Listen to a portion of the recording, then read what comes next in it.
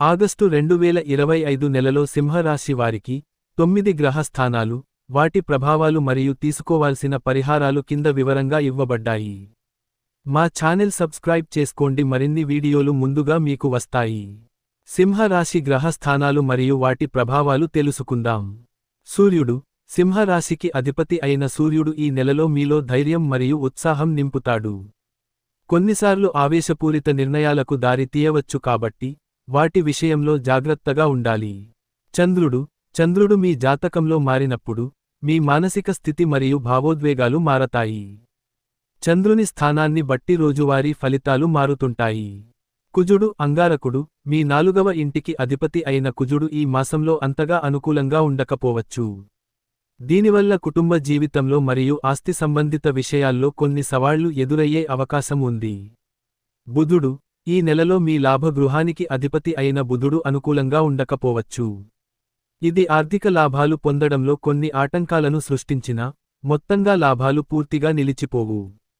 వ్యాపార లావాదేవీలు మరియు సంభాషణల్లో అప్రమత్తత అవసరం. బృహస్పతి.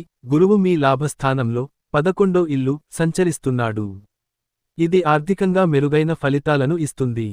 ఉన్నత విద్య అభ్యసించే వారికి, చట్టం లేదా సాంకేతికత రంగాల్లో ఉన్న విద్యార్థులకు ఇది శుభప్రదం. ఆగస్టు 1 నుండి జనవరి 1, 2026 వరకు గురు గ్రహ సంచారం వల్ల రాజయోగం పట్టే అవకాశం కూడా ఉందని కొన్ని జ్యోతిష్య నివేదికలు చెబుతున్నాయి. శుక్రుడు. ఆగస్టు తర్వాత శుక్రుడి ప్రభావంతో సమస్యల నుండి కొంత ఉపశమనం లభిస్తుంది. ఆగస్టు 21న శుక్రుడు కర్కాటక రాశిలోకి, సెప్టెంబర్ 15న సింహ రాశిలోకి ప్రవేశిస్తాడు. ఈ కాలంలో సంబంధాలు మరియు ఆర్థిక వ్యవహారాల్లో మెరుగుదల ఉంటుంది. శని మీ అష్టమ స్థానంలో 8వ ఇల్లు సంచరిస్తున్నాడు. దీన్ని అష్టమ శని ప్రభావం అంటారు.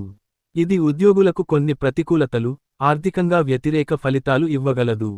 వ్యక్తిగత పనుల్లో ఆలస్యం మరియు అనారోగ్య సమస్యలు తలెత్తవచ్చు. రాహువు. మే నెల నుండి రాహువు 7వ స్థానంలో సంచరిస్తున్నాడు. ఇది వ్యాపార భాగస్వామ్యాలు మరియు వివాహ సంబంధాలపై ప్రభావం చూపుతుంది. కొన్నిసార్లు అకస్మాత్తుగా అనుకోని సంఘటనలు చోటు చేసుకోవచ్చు. కేతువు. మే నెల నుండి కేతువు 1వ స్థానంలో, రాశిలో సంచరిస్తున్నాడు. ఇది మీ వ్యక్తిత్వాన్ని, ఆరోగ్యాన్ని ప్రభావితం చేయవచ్చు. ఆధ్యాత్మిక ఆలోచనలు పెరగవచ్చు, కానీ కొన్నిసార్లు గందరగోళానికి దారితీయవచ్చు. పరిహారాలు.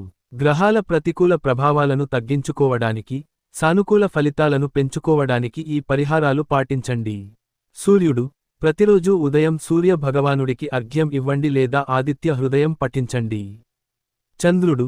మానసిక ప్రశాంతత కోసం చంద్ర గాయత్రి మంత్రాన్ని జపించండి లేదా సోమవారం నాడు శివుడిని పూజించండి.